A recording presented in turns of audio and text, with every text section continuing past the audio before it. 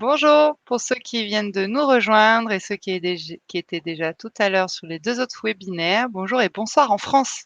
Et oui, c'est la soirée là-bas.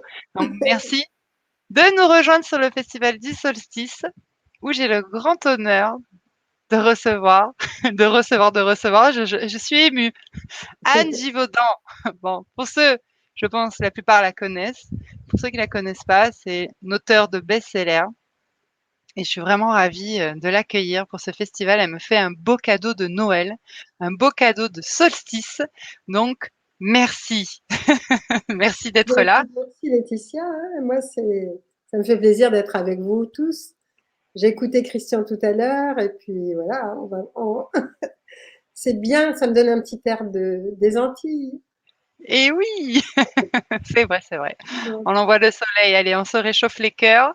Donc, voilà. merci à vous tous, qui êtes connectés, qui êtes allés sur le site de la billetterie www.festival.com, festivaldusolstice.com. Je vous remercie de tout cœur, sans quoi cette aventure ne serait pas là. Alors, je réexplique comment on va fonctionner. Je vais laisser Anne, parler du sujet, de son sujet autour de la mort, la vie. Donc, comme je découvre un peu StreamYard, vous êtes déconnectés, vous n'êtes pas à l'écran car je peux prendre que 10 personnes maximum, mais vous pouvez poser toutes vos questions en suivant sur le chat. Donc, on reste, en table ronde et en toute intimité avec Anne. Voilà, merci. Donc, Et puis ça permet d'être interactif, c'est bien. ouais, Ouais. c'est à toi. Oui. Présente-toi ou représente-toi. Ben voilà, donc moi je ne suis pas astrologue, effectivement, mais bon, j'ai fait des expériences depuis, disons enfant, je voyais déjà des choses autour des personnes sans trop savoir de quoi il s'agissait. Et puis ensuite, quand j'ai commencé mes études à la faculté, où j'étais un peu plus libre, disons, de pouvoir vivre des événements, disons, sans avoir de compte à rendre ou sans avoir à en parler autour de moi, c'est là où j'ai fait mes premières expériences de sortie hors du corps physique. Les expériences qu'on appelle de voyage astral. À l'époque, c'est quand même, il faut dire qu'il n'y avait pas de mots à mettre là-dessus, qu'on ne savait pas de quoi en parler, que je ne pouvais pas mettre de mots sur cette expérience et qu'avec mon ex-conjoint, donc, qui était à l'époque donc quelqu'un avec lequel j'ai fait connaissance, on était les deux seuls à avoir vécu ce genre d'expérience, enfin, disons à se connaître en tout cas. Et c'était encourageant d'être à deux déjà, parce que ça permettait au moins de parler de quelque chose dont on ne pouvait pas parler avec d'autres, puisque c'était complètement inconnu, excepté dans des écoles ésotériques. On l'a vu par la suite, on l'a appris par la suite. Donc c'était caché, c'était pour un public déjà initié, restreint. Et nous, ce qui nous arrivait, on ne savait pas ce que c'était. Par contre, ce qui était quand même passionnant, c'est que donc la première sortie, ça s'est fait en quelques secondes, millièmes de seconde, je ne sais pas. Je veux dire, je me suis vue hors de mon corps physique. J'étais juste allongée en train entre l'éveil et enfin entre deux, disons, c'était une après-midi entre deux cours. Donc sans toxique, sans boisson alcoolisée, sans quoi que ce soit. Je me reposais juste et je me suis vue hors de mon corps physique. J'ai juste eu le temps de me dire, est-ce que c'est ça la mort? À ce moment-là, je suis rentrée dans mon corps physique. Donc ça, bon, je le raconte souvent parce que c'est les prémices, c'est ce qui m'a permis ensuite de pouvoir continuer. Et puis, ça s'est arrêté là. Et quelques temps après, quelques semaines après, par exemple, il m'est arrivé à nouveau ce phénomène et un peu plus long. C'est-à-dire que là, j'ai pu traverser l'armoire, le mur. Je me suis aperçue qu'en fait, j'avais un deuxième corps, que ce deuxième corps, et que j'avais une enveloppe que je laissais sous moi. Et donc, en traversant, par exemple, le mur, le plafond de ma chambre, l'armoire de ma chambre, simplement, je me suis aperçue qu'en fait, mes pensées, ma vision, l'odorat, enfin, tous les sens, je les avais avec moi, ils n'étaient pas dans mon corps physique. Et là, ça vous donne une impression qui est complètement différente par rapport à la mort. C'est-à-dire que vous vous rendez compte que Enfin, moi, ça a été comme une explosion d'autres choses, quoi. Je veux dire, de m'apercevoir que, en fait, la mort n'existait pas. Et c'est à ce moment-là que j'ai commencé à comprendre ce qui se passait simplement, mais je me suis dit, mais j'ai un cerveau dans mon corps physique, mais je pense. Mes yeux sont dans mon corps physique, mais je vois, enfin, etc., quoi. Donc, je suis encore plus vivante puisque j'ai une vision hors de mon corps physique à 180 degrés. Je peux sentir des odeurs très lointaines, j'entends des sons très lointains que je n'entendrais pas dans mon corps physique aussi bien. Et je voyais des particules de vie sur tout ce que je pouvais, disons, par exemple sur une table, sur n'importe quel objet, la vie était présente. Donc déjà, ça donne une sensation qui est complètement différente. Ça, c'était les 2 premières expériences. Donc c'était tout au début. Je ne savais pas ce que j'allais faire avec ça, je ne savais pas ce qui allait se passer. Et puis ensuite, il s'est passé que bon, ben, après on a expérimenté donc à 2, ce qui était quand même plus encourageant. Et puis on a cherché à savoir, j'ai cherché à savoir aussi.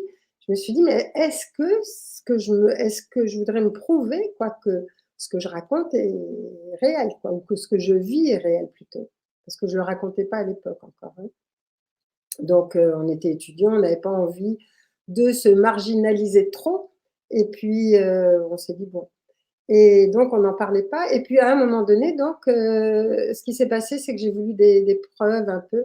Et on donnait donc à des amis très proches. On leur disait, mais écoutez, on va venir vous voir en sortie hors du corps à telle heure. On va vous dire ce que vous êtes en train de faire.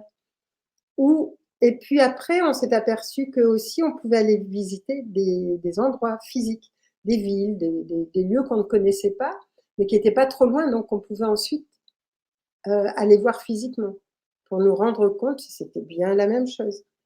Et puis une expérience qui était plutôt amusante, c'était que c'était l'époque, alors vous voyez, ça fait il y a longtemps quand même, hein, quand on est allé voir un film qui devait sortir en France, mais qui n'était pas encore sorti.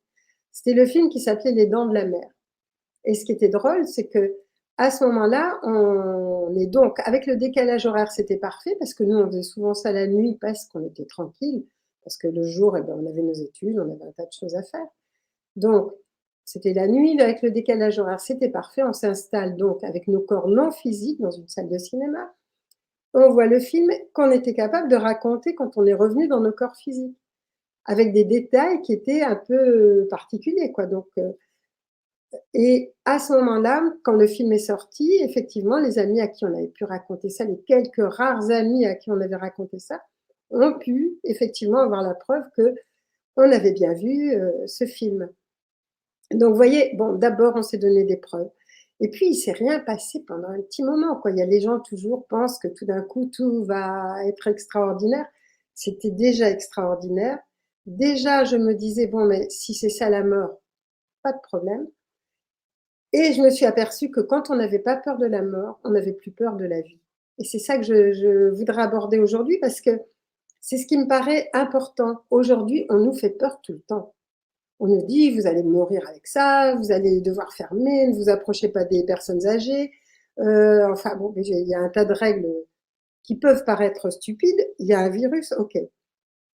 Et le reste, on a tellement peur, mais on a peur de quoi?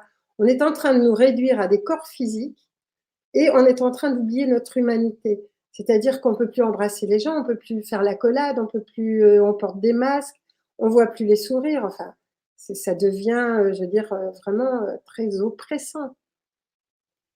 Et donc, après ces expériences, ben, il a fallu quelques années pour qu'on puisse passer sur des plans, que je puisse accéder à des plans que je pourrais dire des plans d'après-vie ou d'avant-vie, comme vous voulez. De toute façon, à des plans subtils. Et la première incursion, donc, qu'on raconte dans le livre Terre d'émeraude, Récit d'un voyageur de l'astral, qui ont été les premiers livres qu'on a écrits. Et là, bon, bah, évidemment, on était obligé d'en parler parce que les livres étaient publics. Et à ce moment-là, ce qui s'est passé, c'est qu'on a rencontré un être qui nous a dit, mais écoutez, moi, je suis le représentant d'un collège d'êtres qui ne sont pas de la Terre. Donc, vous voyez, c'est déjà, bon, vous allez vous dire, on est parti dans le fantastique, pas du tout. La vie est fantastique de toute façon. Et ce collège d'êtres qui était là, donc, et il dit, moi, je fais partie de ce collège Et vous avez pris un engagement avant de vous incarner, de pouvoir au moins raconter ce que vous allez vivre sur ces plans-là. Et c'est moi qui étais à l'origine de vos premières décorporations. C'est quelque chose que vous saviez faire dans d'autres vies. Et j'ai donné le coup de pouce parce que c'est un contrat, mais que vous n'êtes pas obligé de le remplir. C'est un contrat que vous aviez prévu avant votre incarnation. Est-ce que vous êtes toujours d'accord? On était complètement ignorants à ce moment-là. On s'est dit, bah, qu'est-ce que ça implique? Et puis, bon, bah, au bout d'un mois ou deux, on a dit oui, forcément, parce que ça fait partie de notre parcours, c'est tout. Et donc, on a commencé à écrire et à décrire ce qu'on vivait sur ces plans-là. Un peu comme des journalistes, mais des journalistes des mondes subtils. Donc, et cet être, qui est toujours mon guide en tout cas, c'est lui qui préside à chaque rencontre ou à chaque sujet de livre que je peux écrire, qu'on a écrit ensemble, que j'écris maintenant séparément.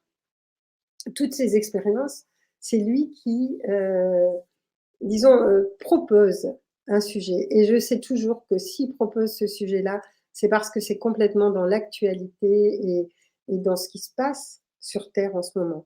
Et il nous dit, il nous a expliqué au départ que vraiment il était là pour l'avance spirituelle de la planète, l'avance de la conscience de la planète.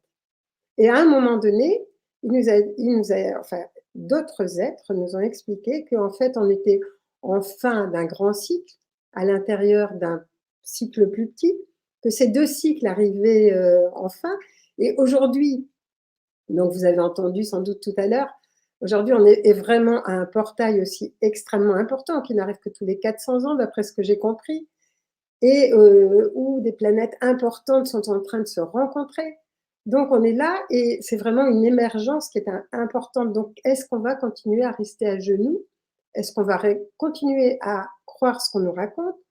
Ou est-ce qu'on va réveiller quelque chose à l'intérieur de nous et nous faire enfin confiance et savoir qu'en nous, il y a vraiment un être divin et que cet être divin, il a vraiment besoin enfin, qu'on lui fasse confiance et qu'il est capable de tout. Et c'est ça qui est important en ce moment. C'est pour ça que je trouve que c'est vraiment un moment qui est initiatique. Alors on peut dire effectivement c'est un moment qui est catastrophique aussi, mais est-ce qu'il peut y avoir des initiations et des changements planétaires ou c'est un peu comme un accouchement sans qu'il y ait de dégâts? Alors je me souviens aussi que ces êtres-là, enfin donc les différents êtres que j'ai pu rencontrer m'ont dit, il n'y a pas très longtemps, ils m'ont dit, tu sais, un virage, ça peut se prendre très vite ou ça peut se prendre plus en douceur. Ça dépend de nous. Et en ce moment, j'ai l'impression qu'on prend le virage un peu rapidement et que donc effectivement, c'est douloureux pour beaucoup de personnes. Mais c'est douloureux pourquoi? Parce qu'on est en train de vivre une mort initiatique. C'est-à-dire qu'on est en train de lâcher l'ancien pour aller vers quelque chose de complètement différent.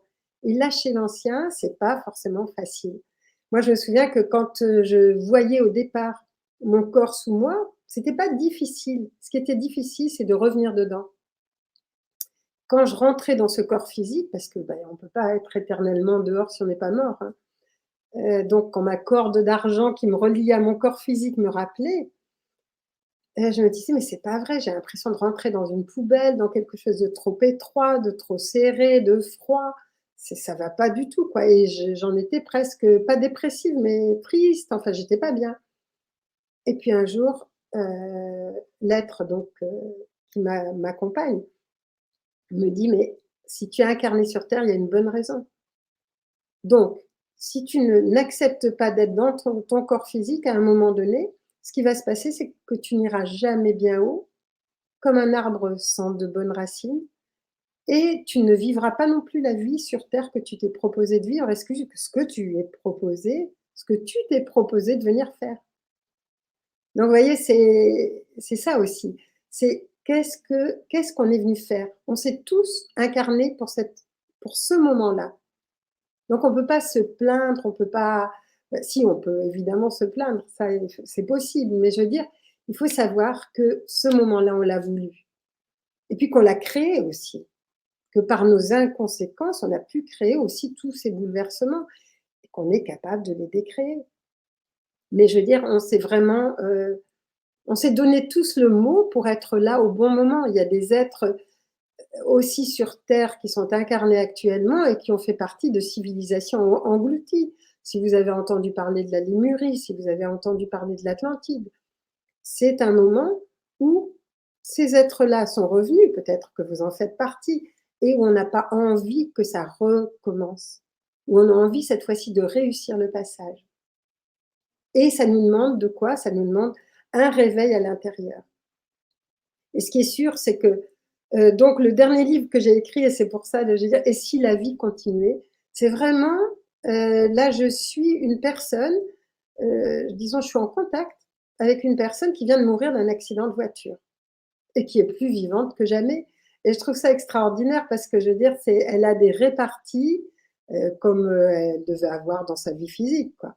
Mais qui sont sympathiques. Enfin, donc pour moi, ça a été vraiment un plaisir de l'accompagner, de voir ce qu'elle vivait, de voir comment elle le vivait, quelles étaient ses réactions, et puis de vraiment pouvoir faire sentir qu'il n'y a pas de différence. Au début, elle vient de mourir de cet accident de voiture, elle est en train de chercher son portable en se disant mais qu'est-ce que j'ai fait de ce portable? Je le perds tout le temps, j'en ai assez. Enfin bon, pour vous montrer que dans ces cas-là, je veux dire, il n'y a pas une vraie différence, il y a une différence après, où on s'aperçoit que tout d'un coup, on a un monde devant nous, où on a des rencontres, où on peut guérir de vieilles histoires, et où on se rend compte que peut-être c'est l'amour qui va régler pas mal de nos problématiques, et que si on avait aimé davantage, même quand on était incarné, aimé, je veux dire, dans tous les sens du terme, euh, à ce moment-là, ben, peut-être qu'il y a des choses qu'on n'aurait pas réglées par la suite, ou que les choses n'en seraient pas là. Et c'est vrai que j'ai fait des congrès avec des personnes qui avaient vécu des morts cliniques, des NDE. Et je me suis rendu compte qu'elles vivaient enfin, elles avaient la même sensibilité que moi, par exemple, c'est-à-dire qu'on n'est pas attaché aux mêmes histoires. Quand on n'a pas peur de la mort, on peut avoir peur de la souffrance, hein, ça, c'est tout à fait logique. Mais la mort elle-même, je veux dire, elle n'a pas d'existence. Par exemple, quand avec Antoine, on fait un stage sur la naissance et la renaissance, et naissance et mort, on demande aux personnes, mais quel est le contraire? Quel est le contraire de la mort? On nous dit la vie. En général, on nous dit la vie. Mais non, c'est la naissance. Ce sont deux passages importants, deux passages qui sont vraiment primordiaux et qui nous permettent justement de revenir ou de repartir. Mais je dis souvent, vu de l'autre côté, par exemple, j'ai assisté sur les plans subtils, sur les plans d'après-vie. Il m'est arrivé dans mes premières expériences aussi d'être avec mon guide et puis il me disait, mais approche-toi d'un cercle de personnes qui étaient désincarnées, donc, mais qui étaient bien là. Parce qu'il faut vous dire que quand on est sur les plans subtils avec un corps astral, les choses sont très physiques. Parce qu'elles sont à ce moment-là, elles vibrent de la même façon que nous. S'il y a une table sur ce plan-là, on peut la toucher. On ne va pas la traverser. Ce qu'on traverse, c'est la matière physique. Et donc, je m'approche de ce groupe-là, et c'était des gens qui étaient en cercle. Et puis au milieu, tout d'un coup, je vois apparaître une silhouette. Enfin, ils attendaient quelque chose. Je vois apparaître une silhouette. Et je vois apparaître la silhouette d'une femme âgée, mais qui souriait à ces personnes-là. Je me dis, mais qu'est-ce que c'est? Et mon guide me dit, mais tu sais, c'est quelqu'un qui vient de naître au ciel. Ce que disent les orthodoxes d'ailleurs. Ils ont cette phrase que j'ai déjà entendue, il est né au ciel. Et c'est tout à fait ça. Et il m'explique, il me dit ça, ce sont des gens que cette personne a connus à différents âges de différentes époques, différents âges de sa vie, qu'elle a aimé, qu'elle a envie de retrouver, des amis, des amoureux, des parents. Et ils sont là en train de l'accueillir, comme une naissance sur la terre, par exemple, quand on a envie d'accueillir un enfant. Donc, vous voyez, c'est quelque chose qui est vraiment beau. Et en même temps, dans mes premières expériences, à un moment donné, j'étais dans un espèce d'entre-deux mondes et j'ai entendu enfin, une voix qui me posait des questions et qui m'a dit, qu'est-ce que tu as, elle m'a pas dit qu'est-ce que tu as fait, elle m'a dit qu'est-ce que tu as été.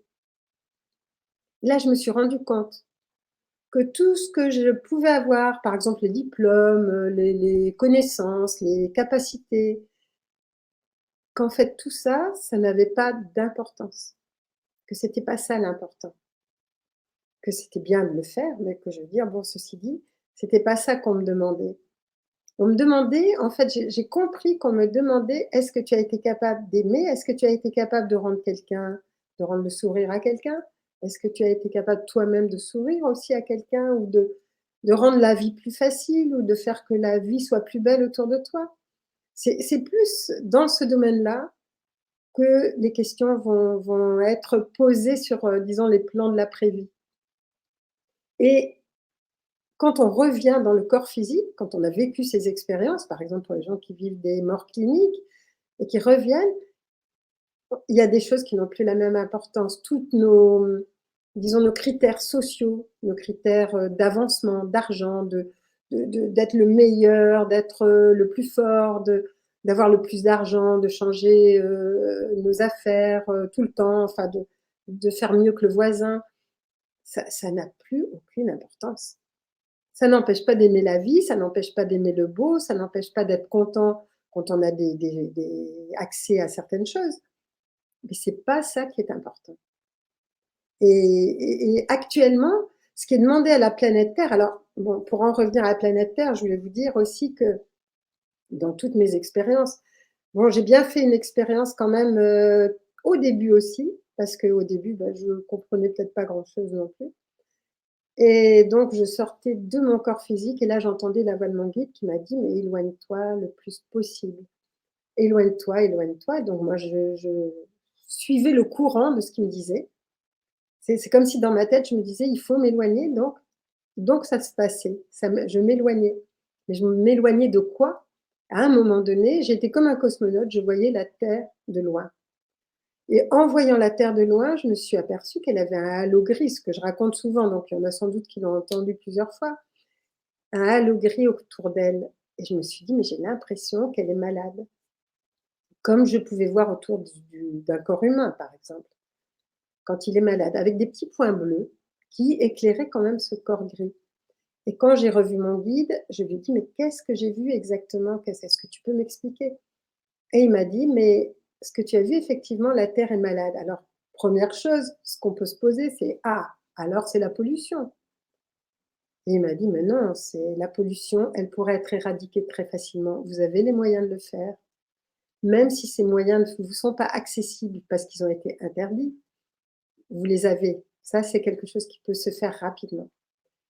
Et il m'a dit, elle est malade de la pensée des hommes. Et là, je me suis rendu compte qu'effectivement, au fil des années, quand j'ai écrit le livre Forme-Pensée, par exemple, avec Antoine, je me suis aperçue que c'était nos pensées qui, connectées avec le mental de la Terre, parce que la Terre est un être vivant, pouvaient polluer cette planète.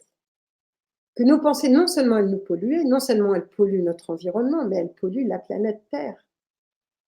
Vous savez, c'est qu'elle a des grands axes de circulation auxquels j'ai pu avoir accès, un peu comme des artères, des veines. Et ces axes-là, quand ils sont pollués, mais ça peut créer des inondations, ça peut créer des tremblements de terre, il n'y a pas que ça, évidemment, mais ça en fait partie. C'est comme une pollution qui pollue les artères, les veines de la terre. Donc maintenant, nous sommes arrivés à un point où il est extrêmement important d'être vigilant par rapport à nos pensées. C'est-à-dire de vraiment savoir que quand on pense, on n'est pas coupable, mais on est responsable de ce qu'on émet. Et ce qu'on émet, si ça n'est pas du beau, si ça n'est pas du bon, je veux dire, on peut être en colère, bien sûr, par ce qui se passe. Moi aussi, ça m'arrive, je me dis, mais enfin. Mais la colère nous empêche d'accéder, la colère, la violence, enfin, tout ce domaine, tous ces domaines-là, toutes ces pensées-là, nous empêchent d'accéder à notre véritable lumière, à ce que nous sommes véritablement. à notre être spirituel que nous avons au fond de nous. Et c'est lui qui peut nous aider à résoudre ce qui se passe actuellement. Et donc, je parlais de ces formes pensées, là, toutes ces pensées qui polluent, qui nous polluent et qui polluent l'atmosphère. Et je me disais, mais à un moment donné, je me suis dit, bon, est-ce que ça vaudrait le coup qu'on descende tous dans la rue? Et puis, l'être avec lequel donc, je suis en contact me dit, mais tu vas descendre dans la rue, mais si vous ne changez rien à l'intérieur de vous, vous allez mettre un roi à la place d'un autre roi, vous allez mettre un président à la place d'un autre président. Qu'est-ce qui va changer? C'est comme dans les révolutions, il y a des choses qui changent évidemment. Mais l'essentiel, on n'est pas là pour changer juste des structures, on est là pour éliminer tout ce qui n'est plus d'actualité, tout ce qui pollue notre monde. Quand j'ai écrit le livre sur le gouvernement mondial, par exemple, je me suis rendu compte que tous les secteurs de notre monde sont pas pourris, mais pollués. Il y a des gens sincères dedans, il y a des gens honnêtes, mais à la tête, il y a beaucoup de personnes qui ne sont que des gens de pouvoir et dont l'objectif, c'est juste d'avoir des gens soumis et esclaves autour d'eux. Et c'est ce qui est en train de se passer maintenant, mais de façon beaucoup plus découverte. Donc c'est le bon moment pour nous, non pas de réagir, mais d'agir. Ils n'ont pas peur de nos révolutions, ils n'ont pas peur de notre violence, parce que ça ne fait que les alimenter. Alors, je vais vous expliquer qu'un jour, justement, je me disais, bon, je me suis aperçue que quand on envoyait une pensée de destruction envers, par exemple, un dictateur, mais on alimentait quand on lutte contre quelque chose, on l'alimente. Par exemple, vous allez lutter contre la guerre, vous allez alimenter la guerre. Vous allez agir pour la paix, vous allez alimenter la paix. Extérieurement, on aura l'impression que c'est la même chose, mais en fait, vous aurez des choses extrêmement différentes au niveau du résultat. Vous allez d'un côté émaner de la lumière, de l'autre, vous allez émaner de l'ombre qui va nourrir justement ce que vous ne voulez pas nourrir. Et actuellement, on en est vraiment à ce point-là. On est à un point de bascule qui peut faire que la Terre, elle va de toute façon prendre son envol. Donc, on en est à un point de bascule où il faut vraiment faire un choix extrêmement important. Est-ce qu'on est prêt à voir tomber nos vieilles structures? Donc, peut-être quelques mois, où ça peut être inconfortable, évidemment, pour accéder à autre chose. Est-ce qu'on a peur? Est-ce qu'on continue à avoir peur? Je veux dire, rien n'est complètement joué. On a encore toutes les possibilités. Mais il faut vraiment qu'on s'en donne je veux dire qu'on s'en donne les moyens. Les moyens, on les a, en fait. On les a à l'intérieur de nous. Donc, je disais tout à l'heure, les êtres, on pourrait dire, par exemple, de l'anti-Shambhala, pour ceux qui connaissent Shambhala, ou des êtres qui sont du domaine de la manipulation, dans le domaine de la manipulation, eux, je veux dire, ils s'en fichent, je veux dire, de nos agressions, ils s'en fichent de nos révolutions, ils s'en fichent de notre colère. Par contre, ils ont peur de notre évolution. Et ça leur fait peur parce que là, ils ne savent pas comment faire. Et c'est pour ça que je dis, c'est vraiment le moment de monter un degré au-dessus. D'une part, parce qu'on sera beaucoup moins atteint par les ondes nocives qui sont envoyées.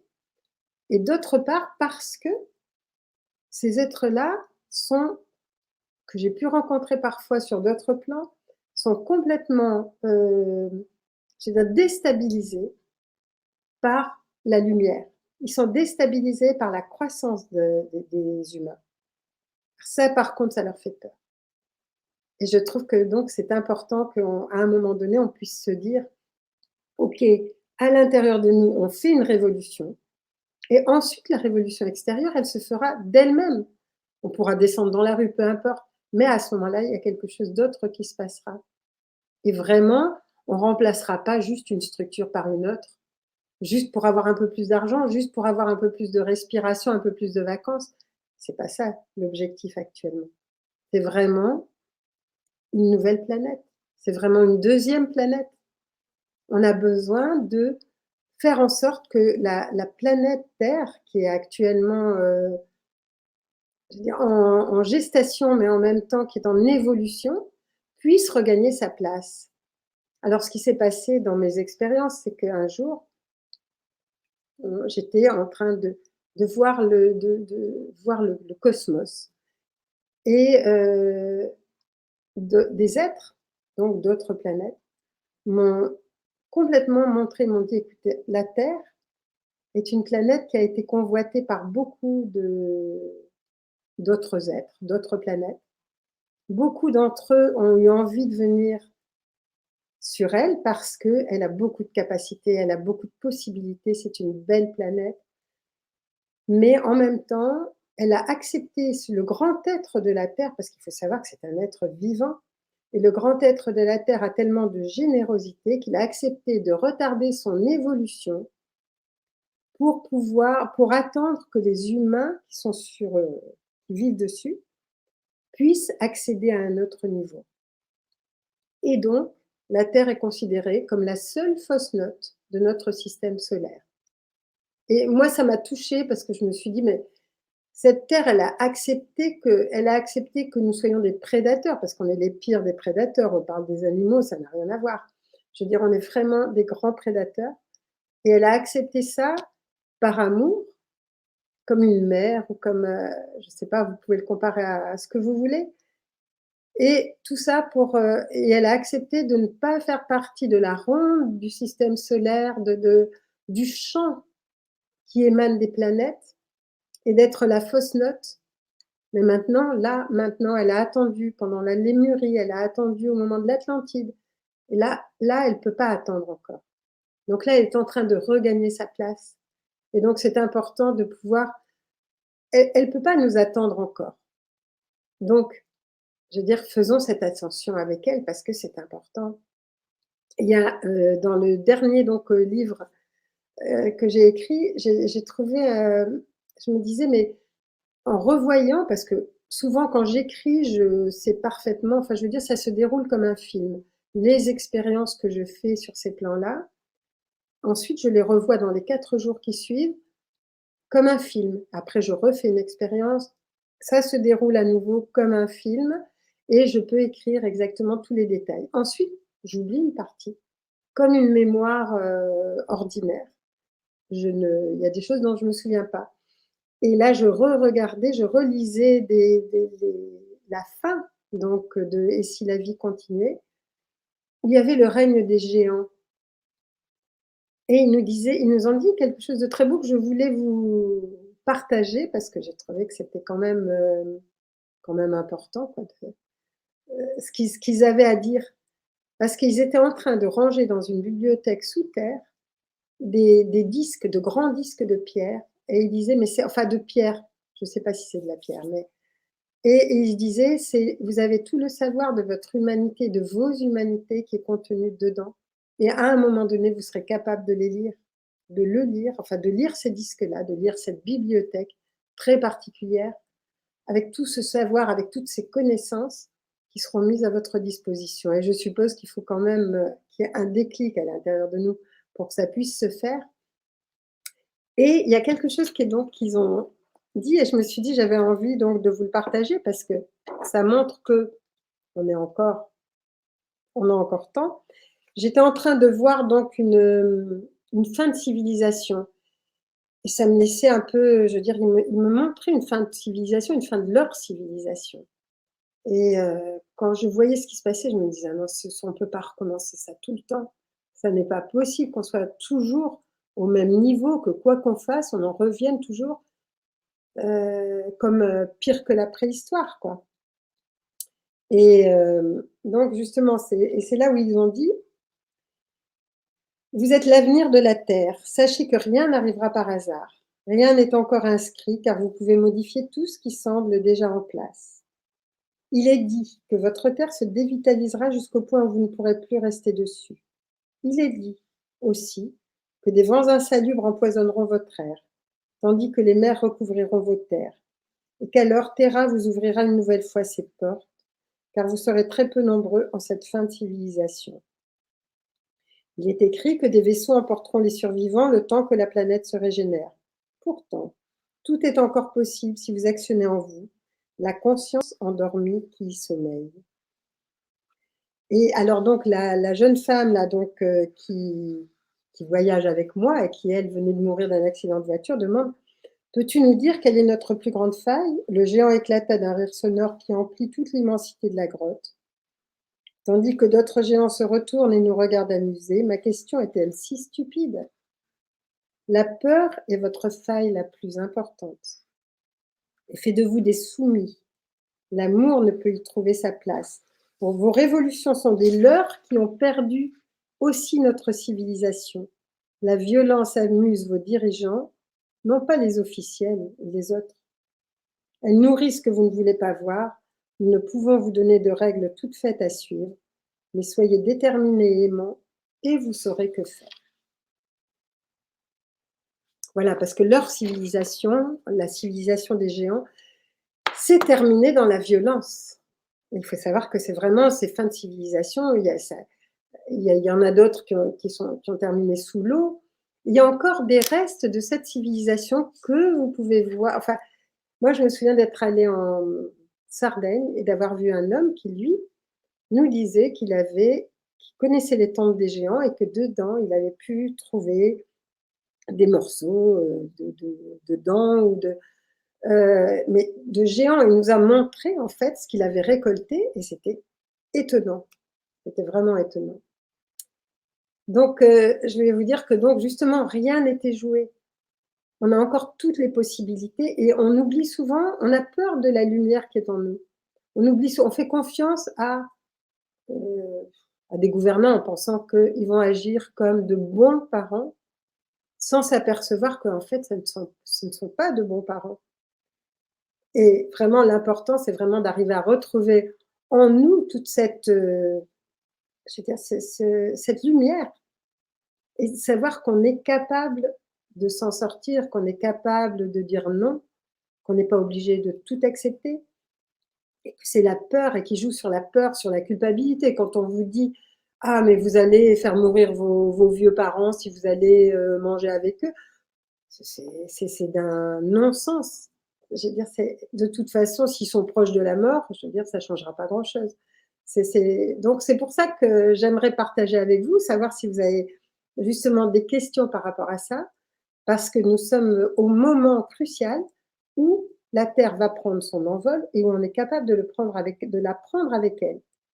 Elle nous a ouvert, la Terre nous a ouvert jusqu'à présent, à chaque fin de civilisation, les 3 premières portes de ces 7 portes qui correspondent aux chakras. Et là, on est en train de passer et qui correspondent aux dimensions aussi. Quand on vous parle du premier, deuxième, troisième chakra, on en est dans un monde à 3 dimensions, ce qui est presque rien. Je veux dire, c'est inimaginable de se dire qu'on est extraordinaire. On est dans un monde à 3 dimensions, longueur, largeur, profondeur, c'est pas grand-chose quand même. J'ai connu les mondes à 2 dimensions où tout est plat. J'ai connu aussi les autres mondes parce que quand on sort de son corps physique, la notion de distance, la notion de temps est complètement différente. Et là, on accède à des dimensions qui sont autres. Il n'y a plus le temps linéaire comme on peut l'avoir sur Terre. Il s'agit d'un temps circulaire, ce qui veut dire on peut accéder au passé, au futur probable, au passé qui vraiment a eu lieu. On peut même le modifier. Il y a des choses qui sont incroyables avec le temps et avec l'espace aussi. Par exemple, quand je pense à un lieu, je peux y être instantanément, même s'il est à des milliers de kilomètres, même si c'est une autre planète. Et c'est ça qui nous est demandé, c'est là où on va accéder. Par contre, pour passer dans cette 4e et 5e dimension, il faut penser que la 4e dimension, c'est le chakra du cœur. Et que le chakra du cœur, ça veut dire quoi? Ça veut dire qu'on passe d'abord par cette espèce d'athanor, cette espèce de grand transformateur qui va nous permettre, ce grand alchimiste en fait, qui nous permet d'accéder au pardon, d'accéder à vraiment à toute la transformation. Donc pensez que si vous avez encore des colères contre quelqu'un, si vous avez encore des ressentiments, si vous avez encore des conflits non réglés, c'est vraiment le moment de régler tout ça. De ne rien laisser derrière vous pour accéder à la 5e dimension. Et quand on sera capable de gérer aussi nos pensées, à ce moment-là aussi, on pourra accéder à la 5e dimension. Après s'être nettoyé dans la 4e, après avoir laissé nos vieilles rancœurs, nos vieilles histoires dans la 4e, qui va nettoyer tout ça. Et puis on accédera à la 5e, mais il faut savoir que quand on est sur les plans subtils, je les appelle subtils en général, ce que vous pensez se réalise immédiatement. Donc si vous avez des pensées qui sont dispersées, qui sont de peur, par exemple, si vous avez tout d'un coup, vous vous dites ah, j'ai peur de me faire tuer, vous allez créer le tueur devant vous. Il faut savoir que nos pensées sont extrêmement puissantes. Donc, on ne peut pas accéder à la 5e dimension tant qu'on ne sait pas gérer nos pensées. Et ça, c'est vraiment ce qu'il va falloir apprendre à faire et pour pouvoir entrer dans cette dimension. Sinon, on crée ce qu'on croit. On crée ce qui nous fait peur aussi. En admettant que vous soyez tranquillement dans cette dimension-là, dans cette autre dimension, assis dans un endroit et que tout d'un coup vous vous dites s'il y a un voleur, vous allez créer le voleur. Donc, vous allez créer des mondes cacophoniques et vous allez finir par revenir dans une 3e dimension. Donc, ça peut paraître complexe et puis peut-être j'en parle un peu rapidement, mais vous pouvez poser des questions justement pour là-dessus parce que c'est tout à fait important de savoir comment effectivement pouvoir accéder à d'autres dimensions et savoir qu'on ne va pas y accéder comme ça sans rien faire, quoi. Il y a des nettoyages à faire, il ne faut pas laisser en arrière de vieilles rancœurs, il ne faut pas laisser en arrière de vieux contentieux. Quelquefois, je vois des personnes qui sont en train de mourir et puis l'oncle ou la tante ou le fils ou la fille sont encore fâchés avec eux. Donc, vous imaginez ce que ça va faire? Ça veut dire que dans l'autre monde, dans les autres mondes, dans le monde de l'après-vie, il y aura peut-être une rencontre, mais en tout cas, il y aura des choses à régler. Et revenir pour régler des choses qu'on n'a pas réglées, c'est peut-être pas ce qu'il y a de plus intéressant. Donc voilà, j'avais envie donc de vous laisser un moment justement pour qu'on puisse partager. Donc je ne sais pas si c'est le moment, je ne sais pas si Laetitia. Ouais. C'est parfait, c'est très juste. Oui, oui, je viens d'avoir une question, d'autres questions vont s'en suivre. Donc c'est Olivier qui demande donc concrètement comment œuvrer pour cette ascension Alors, de la Terre? œuvrer, Donc première c'est pas la question. peine de faire des grandes choses. Il y a des gens qui sont là pour faire des grandes choses, d'accord.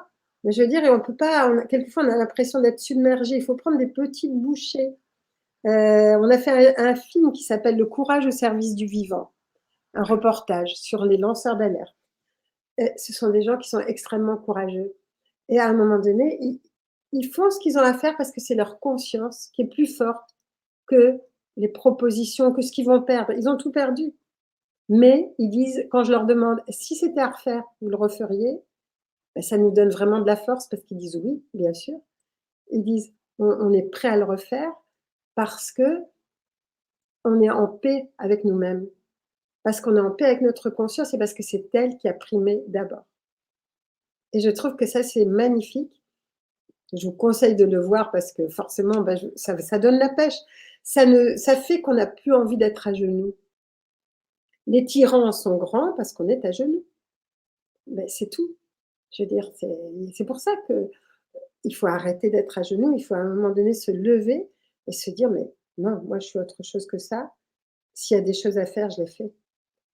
Donc ça peut être à tous les niveaux, je veux dire, mais retrouver notre conscience, retrouver notre humanité, retrouver notre amour, c'est tout ça qu'il faut retrouver. Ça ne veut pas dire qu'on va être des saints parfaits en train de chanter des homélies ou autre chose, quoi. Mais on sera sûrement beaucoup mieux quand même.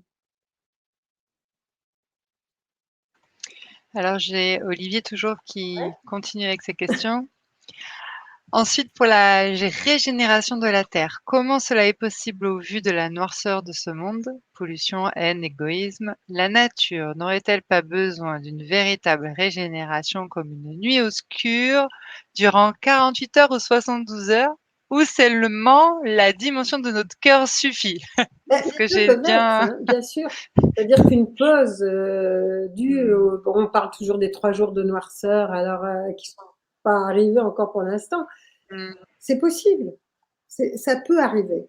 Ça peut arriver, mais ce qui est important, c'est de se dire: «Bon, je fais confiance à mon âme et moi, ce que j'ai à faire, je le fais». Par exemple, si vous vous dites: «Ah ben moi j'aime les animaux» et que vous les mangez, ça n'a pas de sens. Je veux dire, il faut être cohérent. Donc, c'est l'amour en même temps c'est la cohérence entre ce qu'on dit, ce qu'on fait et ce qu'on pense. Et quand vous êtes cohérent, à ce moment-là, vous êtes inatteignable. Quand vraiment vous êtes cohérent. Alors, il y a toujours des failles. Bon, on a toujours des failles parce qu'on est sur Terre. Mais je veux dire qu'on arrête de faire des choses inconséquentes, qu'on arrête de dire des choses et de faire le contraire. Et ça, c'est ça l'amour aussi. Et qu'on ait de l'amour pour soi. Je veux dire, qu'on arrête de se dénigrer, qu'on arrête de penser qu'on n'est pas capable, qu'on arrête de faire confiance à tout le monde, sauf à soi. C'est quand même important. Donc évidemment, l'amour, bah, c'est la seule chose qui peut faire qu'on s'en sorte. Mais après, ça peut prendre différentes formes. C'est pas juste, rester en méditation et puis se dire: «Bon, ça va se faire». Mais je veux dire, notre comportement intérieur, c'est pas ce qu'on va dire, c'est ce qu'on va être qui va être important. Et si on est cohérent, ça va donner envie à d'autres de l'être aussi. C'est comme un virus, mais un virus, bénéfique qui va se répandre sur terre. C'est ça qu'il faut arriver à faire. C'est être des petites lucioles, des petites lumières à la surface de la terre et savoir que quand bah, là où on est passé, il y a une petite traînée de lumière. C'est bien. Si on le faisait tous, bah, ça serait suffisant. Mais on n'est pas obligé d'être tous. Il suffit d'avoir un quart de la population mondiale et le reste suivra. Donc, un quart de la population mondiale consciente et le reste se fera. Et n'oubliez pas aussi que la façon dont on imagine la Terre, nos pensées, enfin la façon dont on pense la planète, ça fait en sorte que, le monde que l'on voit à l'extérieur de nous reflète notre monde intérieur. Et en ce moment, notre monde intérieur est chaotique. Donc quand on va mettre de l'ordre dans tout ça, quand on va régénérer notre monde intérieur, lui redonner sa conscience, à ce moment-là, le monde extérieur va changer. Mais l'inverse n'est pas vrai.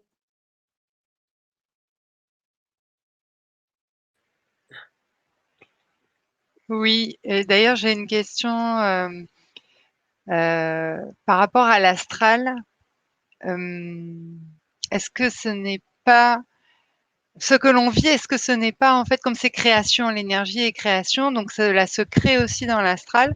Est-ce que si ce n'est pas le miroir de l'astral en fait? Est-ce qu'il y a pas aussi Il ces peut alors énergies il peut y avoir négatives il y a différents plans et au niveau positives de l'astral. finalement? Il y a des plans du bas astral. Après, il y a des plans beaucoup plus élevés et puis il y a des plans qu'on Mmh. ne peut pas décrire parce qu'il n'y a pas de mots pour les décrire. Donc effectivement, on peut passer dans des plans complètement différents.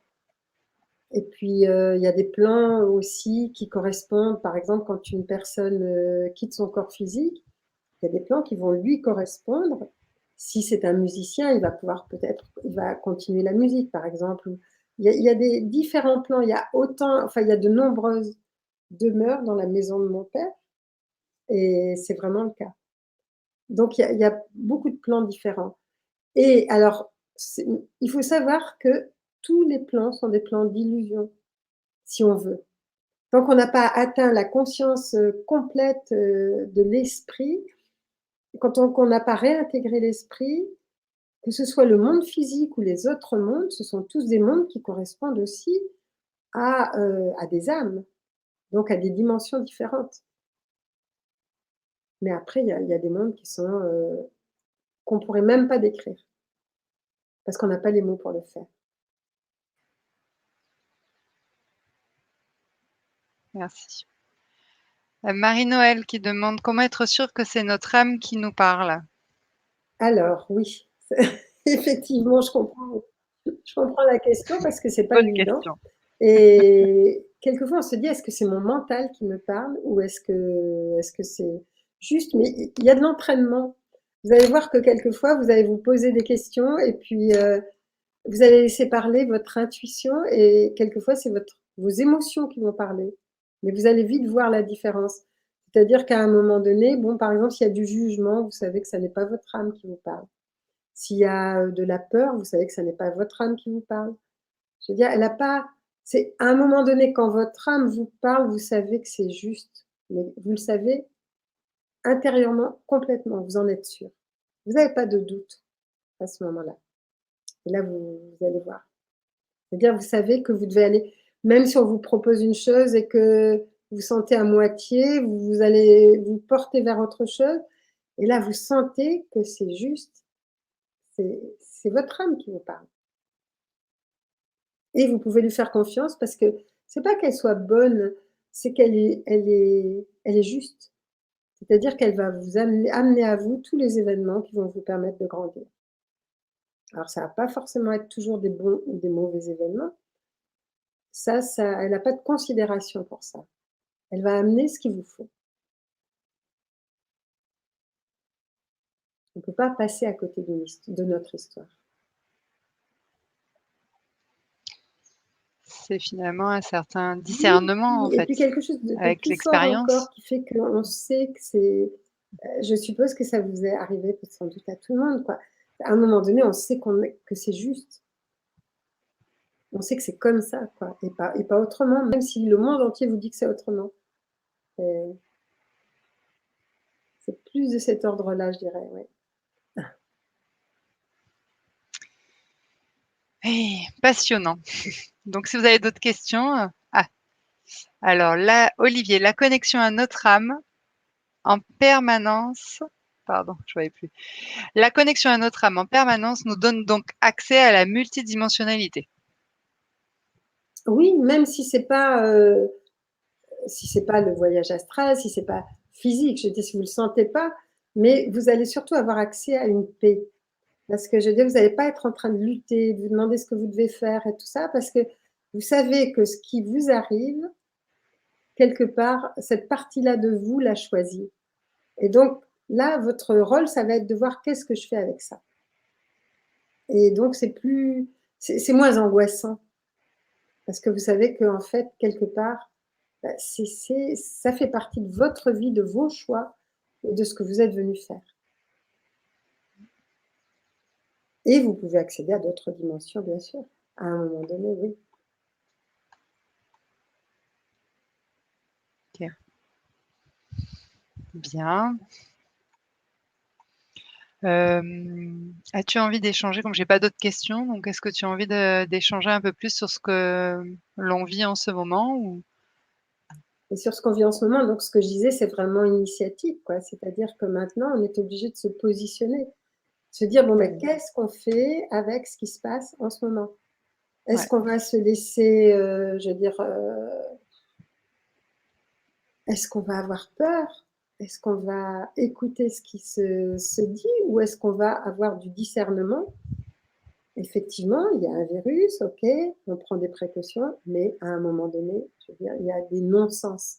Est-ce qu'on est capable de discerner les non-sens et de se dire: «Bon là, je rentre pas dans le jeu, quoi. Ça va là, c'est suffisant». Et c'est important quand même de se dire: «Bon, est-ce que je reprends ma souveraineté? Est-ce que je reprends ma lumière? Est-ce que je me fais confiance?» Pour savoir que bon, OK, il y a des gens, des personnes et comme je le disais là quand je le lisais tout à l'heure, il y a des personnes, on croit qu'elles sont à la tête d'un gouvernement, mais ce ne sont pas elles qui gouvernent. Déjà, vous avez derrière elles les puissances de l'argent. Vous avez les big pharma, vous avez tout ce que vous voulez. Toutes ces puissances qui, elles, ne se montrent jamais et qui mettent comme des pantins tous ces gouvernants qu'on a actuellement, qui en fait n'ont aucun pouvoir. Je veux dire, vous les remplacez par d'autres, ça ne changera rien, parce que le problème n'est pas là. Ils sont là pour obéir à des ordres qui viennent au-dessus d'eux. Et même les êtres, alors, il y a un livre que j'ai écrit, donc il y a en plus quelques années, c'est ça qui est étonnant, c'est que tout était prévu, et qui s'appelle Gina, l'incroyable destin de Gina, qui était cette journaliste qui en fait donc a été assassinée et qui faisait partie à un moment donné, qui faisait donc des reportages et qui a travaillé pour le Vatican pour essayer de découvrir quels étaient les intrus dans certaines réunions. Quand j'ai assisté avec elle à ces réunions-là, c'était des réunions qui cherchaient comment éradiquer une partie de la population mondiale. En disant, mais ces gens-là, ce sont des inutiles. On va éradiquer les inutiles et garder juste le troupeau capable de travailler pour nous. C'est ça le travail en fait, hein. C'est vraiment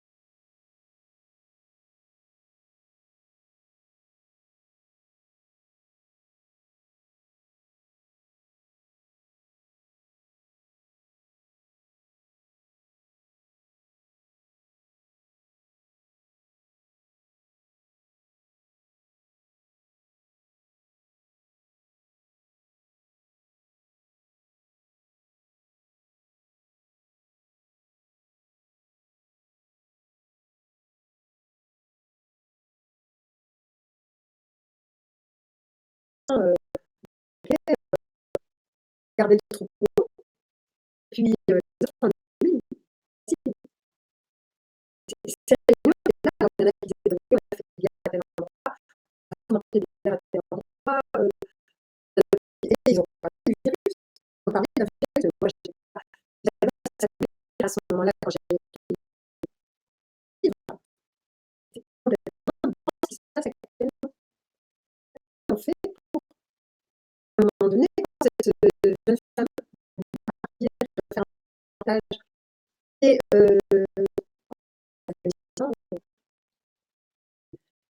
enfin, elle a été en contact avec un homme, c'est justement tous les pays autour de lui, toutes les personnes du pays autour de lui, comment j'allais se passer pour suivre le monde, quoi. Un reportage. Je veux dire, c'est vraiment quelque chose qui est prévu, ça aujourd'hui, c'est prévu là. Quand j'ai écrit le livre sur les politiques du gouvernement mondial et que j'ai tout perdu à ce moment-là, j'ai 3 en fait, lanceurs d'alerte à ce moment-là, en français. Je veux dire, la personne qui m'a donné le dossier qui me permet d'écrire ce livre, la personne qui, Serge Menace, qui crée le mouvement de journalistes indépendants, il y avait le dossier de personne ne voit pas dans ce livre-là, le dossier du gouvernement mondial. Quand j'ai fini ce livre, je me suis penchée là-dessus parce que moi non plus, j'avais rien à faire. Quand j'ai écrit ce livre, j'ai voulu le livre avec ces dossiers, mais arrête, il est assassiné. J'ai écrit ce livre écrit il y a plusieurs années. Et c'est déjà d'actualité. Mais demain, on pourrait se dire, c'est aujourd'hui que ça se passe. Demain, on fait de longues dates. Forcément, à un moment donné, finit par se concrétiser. Et toutes ces personnes qui sont cachées à un moment donné ne se cachent plus. Et la culpabilité joue sur tout ce qui est psychologique. Ça s'arrête là. Qu'est-ce qu'on va faire avec ça? Et si d'être heureux, c'est possible. Et j'ai dit au vu de l'ère nouvelle qui s'ouvre pour la spirituelle et dans C'est ça, tout à fait d'accord. Ça, on va pas s'accomplir, c'est en différents dans ce que j'ai dit tout à l'heure. Vous savez, pouvoir ça ne peut pas s'accomplir. Il faut qu'il y ait des choses à l'intérieur de nous. Et voir, j'étais déjà assistée à une réunion sur un plan subtil, non? Donc, on imagine des fois, il y a un autre faisait partie d'un mouvement, les autres, je ne les connaissais pas. Et accompagner des êtres de l'espace sur la planète, de voir comment et comment faire en sorte que les choses soient différentes. À un moment donné, qui m'a dit, c'est ça qui m'a dit, les moments difficiles, il faut que les gens résistent. C'est savoir par les propositions qui leur être faites, parce qu'elles aident à basculer les choses, il faut passer à tout ça, il faut que nous participer. Ça, c'est important. C'est vraiment tout ce terme, là, c'est vrai, au moment où on est d'accord avec lui, effectivement,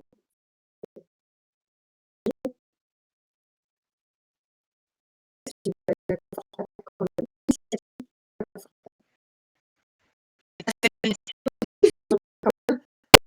on se dit et on a pas envie de continuer avec les qui se sont dit ça, ça fait différent de qui est. Là, il est en train, il est dans les cercles, dans les cercles, dans les zéros, là, ça sera dans le bon sens. Entre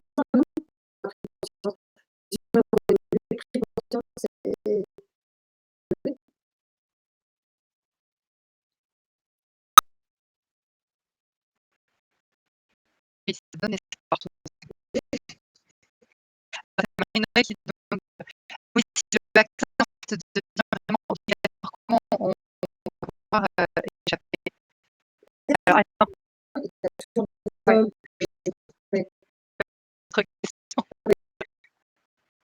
Tout d'un coup, pardon, les prévenir en même temps, voilà, je suis toute seule. Alors, que penses-tu du vaccin qui risque d'être obligatoire? J'ai vu cette voilà, ça c'est une blague. Alors le vaccin obligatoire, en fait, obligatoire,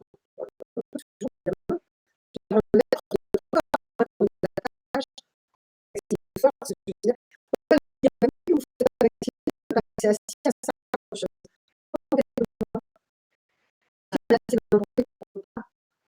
Comme ça, si on refuse, par exemple, dans l'expérience en France, là, ils ont voulu proposer en masse des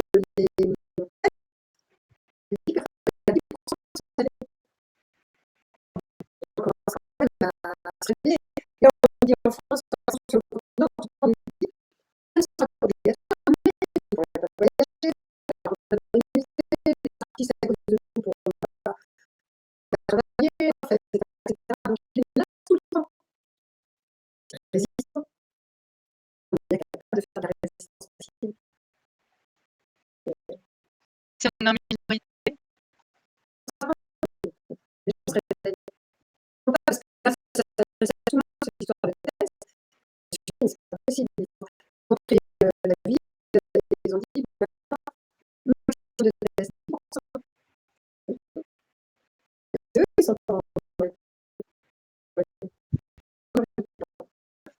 c'est effectivement une bien sûr.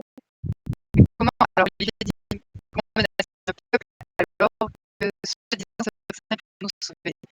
Ah, c'est ça, tout à fait, c'est logique, c'est effectivement. C'est pour ça qu'il faut se réveiller, se dire, mais enfin, on est menacé, alors que le développement de la société, il y a des militaires au Canada qui ont dit, mais nous, j'ai pas à faire des choses, au contraire, c'est le faire. Puis on même les militaires sont en train de se réveiller, les gendarmes sont en train de se réveiller. Fantastique. Beaucoup d'entités qui ont vu ça cette période, parce que c'est une période fantastique qu'on est en train de vivre. Vu comme ça, Ouais. Noël a dit les vaccins pour les enfants est rendu obligatoire et donc il ne fallait pas faire ce vaccin. Après, il y a Normal.